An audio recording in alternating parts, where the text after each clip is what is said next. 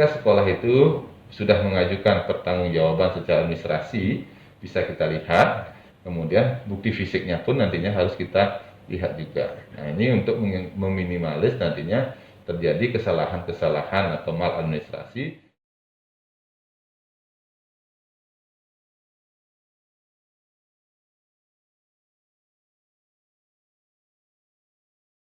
Kita ingin menggali informasi dan data yang lebih update di sekolah-sekolah sebagai pengguna dana BOS. Nah, saat ini saya sedang berada di SMP Negeri 6 Singaraja, Bali untuk menggali tentang penggunaan dana BOS di sekolah ini.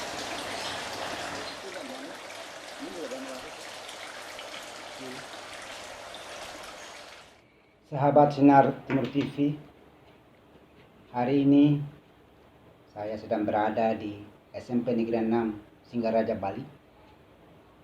Bersama dengan saya sudah hadir Bapak Kepala Sekolah SMP Negeri 6 Singaraja, Bapak Nyoman Sudiani SPD MPD. Kita bertemu dalam acara Bincang Bersama BOS. Seperti kita ketahui bahwa dana BOS merupakan salah satu program pemerintah untuk membantu pendidikan di negeri ini. Namun di tahun-tahun terakhir ini dilanda pandemi COVID-19 dan proses belajar mengajar pun dilakukan secara virtual. Nah, kami akan berbincang-bincang banyak tentang penggunaan atau pemanfaatan dana BOS dengan Bapak Kepala Sekolah SMP Negeri 6 Singaraja. Om Swastiastu. Om Swastiastu, Pak Frans. Pak Kepala Sekolah, kita ketahui bahwa setelah atau sejak pandemi COVID-19 ini melanda dunia, termasuk kita di Buleleng, proses belajar mengajar dilakukan secara virtual. Nah, bagaimana pemanfaatan dana BOS ini selama pandemi ini berlangsung, terutama di SMP Negeri 6 Singaraja ini, Pak Kepala Sekolah? Baik Pak Frans, terima kasih ini sudah berkunjung ke SMP Negeri 6 Singaraja nih, terkait dengan pemanfaatan dana BOS ya, kita tahu. Untuk dana BOS Pak Frans, jadi mungkin saya sedikit cerita. Jadi di awal pandemi kita tidak tahu akan mengalami seperti ini. Kita semua pun di seluruh dunia tidak menyangka ada kejadian seperti ini. Nah, kemudian dengan pandemi COVID, di mana sekolah itu dia belajar daring, jadi belajar di rumah, otomatis segala perencanaan yang disusun di awal itu harus disusun ulang lagi, disusun ulang, termasuk juga pemanfaatan dana BOS. Pada saat awal pandemi, di mana kita tahu bahwa salah satu kendala pembelajaran daring itu kan dia memakai internet, yang jelas memakai kuota. Kemudian dari petunjuk penggunaan itu hanya secara umum. Nah, pada saat itu kita menerjemahkan, Pak. Jadi menerjemahkan karena ini juga dengan proses pembelajaran, kita mengikuti menerjemahkan dari juknis BOS itu. Salah satunya adalah kan boleh juga pemanfaatannya untuk kegiatan pembelajaran daring. Dia di mana termasuk dengan kuota, kemudian sarana prasarana itu Pak. Jadi untuk kuota pada saat itu kita memberanikan diri memberikan kuota belajar kepada anak-anak, tetapi dengan persyaratan sesuai yang sesuai juknis. Jadi anak-anak yang mempunyai KIP, kemudian saya suruh sertakan dengan kakaknya. Saya lihat di sana, meskipun tidak punya KIP, kita lihat di sana kakaknya orang tuanya buruh atau apa, oke, kasih itu di sana. Itu sebelum ada kuota belajar dari kementerian. Dari kementerian.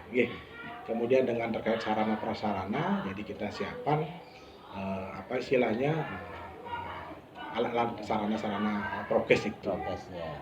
Jadi itu prokes. Kemudian untuk di guru kita mulai melihat juga apa yang perlu kita siapkan untuk membantu mereka. Terutama kan guru-guru yang bukan PNS gitu Pak, karena dia guru honor. Jadi kita juga fasilitasi saat itu juga dengan pemberian kuota untuk mengajar gitu.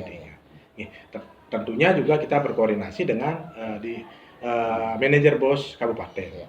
Ya, itu yang Dengan mungkin. fleksibilitas seperti itu memang tidak bertentangan dengan juknis penggunaan dana BOS itu sendiri, Pak. Ya, seperti contohnya tadi, Pak. Jadi kita pembelian kuota itu tidak semua siswa. Iya. Kan ada istilahnya siswa-siswa yang tidak mampu, Tidak Pak. mampu, ya. Tidak mampu, itu gedenya. Dan kemudian kita memang selalu berkoordinasi dengan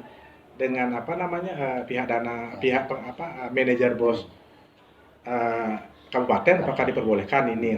Gitu. Jadi kita selalu itu berkoordinasi apakah boleh atau tidak. Jadi dari dinas kabupaten pada saat itu ya boleh Pak, tapi lihat mana yang perlu dibantu. Iya. Yang punya Artinya buat tidak semua siswa dibantu, tetapi sesuai dengan kemampuan ekonomi. Iya, siswa itu tersebut. gitu. Oh, iya. Itu gitu. Nah, setelah program kuota belajar dari kementerian, Iya. apakah kebijakan itu masih diberlakukan apa enggak? Artinya bahwa penggunaan dana BOS untuk sebagian siswa tidak mampu untuk pembelian kuota itu masih diberlakukan atau itu diberi atau tidak? Setelah itu Pak, karena juga dari petunjuk dari dinas kan juga begitu. Jadi tidak diberikan. Padahal kita sudah Ya. anggarkan sebelumnya tuh Pak. Ya. Kan ada perubahan anggaran itu. Kita sudah anggarkan, kita data ulang siswa yang itu. Tapi karena ada bantuan kuota dari pemerintah itu, kita tidak melakukan lagi karena memang tidak diperbolehkan karena sudah itu. Ya. Kemudian untuk pendataan itu kita bekerja sama dengan itu kemarin dari Telkom itu Pak. Telkom, ya. Jadi kalau tidak salah itu sekitar siswa kita itu sekitar 1017. Kartu kita dikasih sekitar 900 Pak. Ya. Tapi mungkin ada siswa yang memang tidak ambil ya, karena dia sudah punya wifi gitu. Ya. Itu gedenya. Kemudian permasalahan-permasalahan di lapangan terkait dengan kuota itu kan waktu itu kan dikasih termasuk cukup banyak Pak, 35 giga. Ya. Tetapi justru pemakaiannya tidak efektif karena hanya boleh di Google Classroom, WA nggak boleh kan itu dulu, juga mungkin dikasih banyak tapi tidak bisa dipakai secara maksimal. Tapi yang sekarang kan sudah ini Pak, boleh dia WA. Cuma seperti tadi permasalahan kan di siswa kadang-kadang sudah dikasih tidak dipakai itu gitunya. Itu gitunya. Nah, terus untuk 2021 ini ada Permendikbud nomor 6 itu tentang penggunaan dana BOS. Nah, seperti apa implementasi di SMP 6 ini? Untuk sesuai dengan Permendikbud yang terbaru, jadi salah satunya kan ada kalau nggak dibayar nanti disegel nanti itu. Sekolah boleh, itu kan bolehnya bagaimana, syaratnya apa?